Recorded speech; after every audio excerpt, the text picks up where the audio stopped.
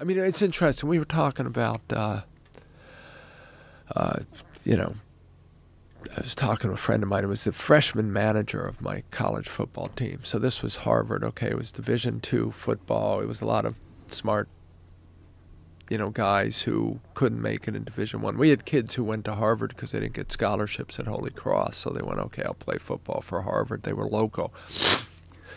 1976, my senior year, the biggest kid on our team, Danny Jiggets, weighed 265 pounds, 6'5". From our standards, he was enormous. He went off to play for the Chicago Bears for 5 or 6 years.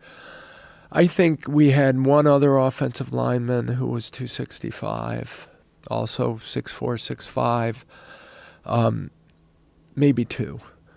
This year, Harvard football team, smart kids, same socioeconomic status. The entire offensive, they got, I think, 12 players over 300 pounds. Jesus Christ. And these guys are enormous. I mean, they're 6'7", 300 pounds. They didn't grow people that big when I was growing up. I mean, I could say maybe I didn't see them. Maybe they weren't around. Maybe they were 6'7" and they only weighed 230 because they weren't being bulked up, so they were playing basketball instead of football. I mean, I could imagine ways that's confusing, but from our perception, if you look just what happens, when I was a kid, in the early 1960s, I remember, as far as I know, there was one 300-pounder in the NFL and AFL, two different leagues back then. Bob D. I remember his name. He played for the Boston Patriots, and his head was like small compared to his body, and he was a big fat guy. You know, what is there now? 20, 30 per team? Well, here's a good example. Big George Foreman from 1970, whatever it was, when he fought Joe Frazier. He only weighed 217 pounds. Is that? Yeah. George only weighed 217. Yeah, I mean, when he came back, he got really like 240, fat. Yeah. When he came back, when he took a long time off, he ate himself to be well over 300 that's because pounds, he was but he was extremely obese. Draining all the fat from the George Foreman grill. You know, it's making low-fat, high-protein. That was even after that. Yeah. But back in those days when he was a terror, before he fought Muhammad Ali, he was relatively small by today's standards. Yeah. I mean, if you look at UFC heavyweight champion Stipe Miocic, I believe Stipe walks around at about 240 pounds, and he's small compared to Brock Lesnar, who's 285 pounds. Like, here's a good example. Jamie just pulled up from 1927. God, blow your nose, man. You're freaking me out. Don't be scared. You're the only one who can hear it. Everybody can hear it. Trust me. Jesus. They can hear it. And then 190 pounds Morris Red Badgro. How do you say that name? B-A-D-G-R-O. Badgro. Badgro. He's growing bad. That's why he's only 190. Exactly. He's 6 foot tall, 190. And this is 1927. He played offense and defense for the New York Giants. So that guy's 10 pounds lighter than me, and I'm 5'8". Yeah. He's 6 foot tall, and he's a pro football player, which is fucking terrifying to me. And then you go to 1967, and you got Alan Page. He's 6'4", 245 pounds, a relative giant in comparison. Then you go to 2006, and you have, boy, say that name, Haloti Ngata. Haloti Ngata. Nada? You say Nada? I think it's You don't pronounce the G? You don't pronounce? Okay. The G is silent. Haloti Ngata. Okay, and he is 6'4", 335 pounds. He's got a big old gut on him. He can lose some weight. Look at his 40 time now. Under 5 seconds. Wow. That's insane. So he's a giant.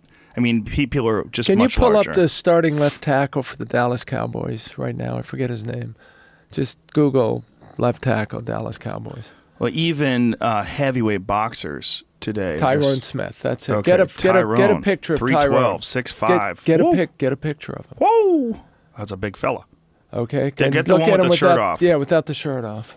Let's go pornographic. Okay, so they're not, I mean, people didn't exist like that when I was growing up. Yeah. There's this new heavyweight that's fighting for the UFC. His name is Francis Ngannou. And he's one of the most exciting prospects in the UFC right now. He's a heavyweight. He's undefeated, and he is fucking enormous. And he's probably, go to that picture right there, the far left, Jamie, upper left, He's, I mean, that is a giant man. Ridiculous, brutal knockout artist, too. And we'll go see if there's a Wikipedia on his size. But I'm pretty sure he's super lean at around 245, something like that. What does it say there? It says 6'4". It doesn't say his weight right there. Does it say his weight anywhere there? 257. 257. Yeah. Jesus.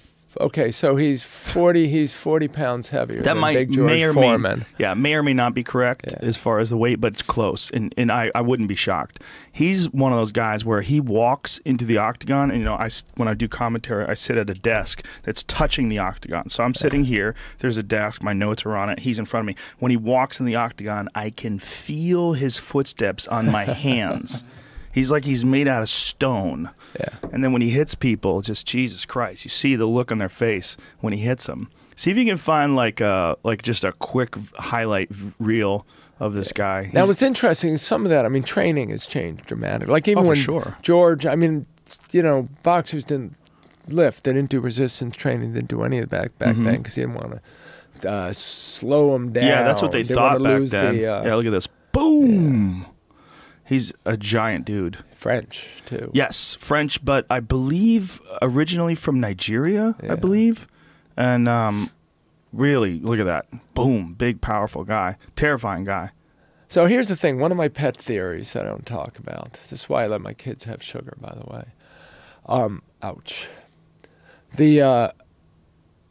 Okay, so one of the things that happens when you increase insulin, so sugar, the idea is sugar causes insulin resistance, that results in chronic increases in insulin levels. So insulin stimulates fat accumulation, but it also stimulates secretion of, it's called insulin-like growth hormone, which is similar to growth hormone. So the reason we grow is not because growth hormone drives tissues and skeletal muscle to grow, but it drives insulin-like growth factor, which then works on a local level.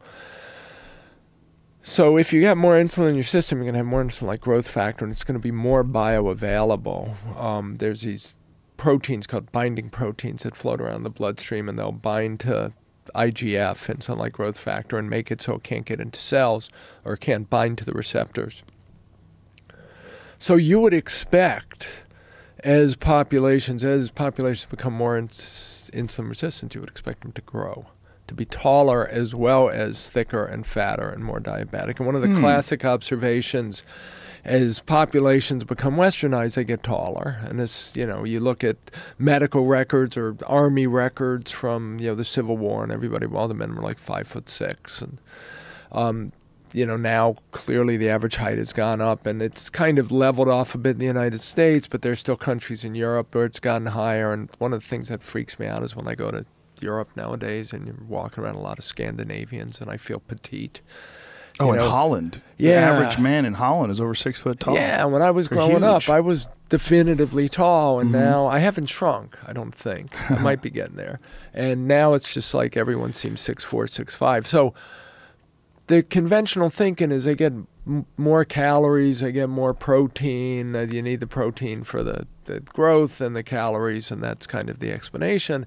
But it could be that they get more sugar, and that drives vertical growth as well as horizontal growth. And well, that makes sense, because don't bodybuilders, like under extreme situations, don't they take insulin in order to gain muscle? Yeah, because it'll drive muscle development as well. I mean, again, it works as a growth hormone, and IGF is a growth hormone. So could there be an argument for bodybuilders to consume a diet that's high in sugar in order to spike up that insulin to... now you're getting out of my area of expertise again, but it's funny, when Arnold came over in the 60s, one of the advantages he had, other than, massive amounts of steroid consumption, was that I forget who his mentor was back then, but they put him on a very low-carb diet, because that definitely cuts the fat. So again, this is far out of my area of expertise, but you get a bodybuilder and they'll tell you how they,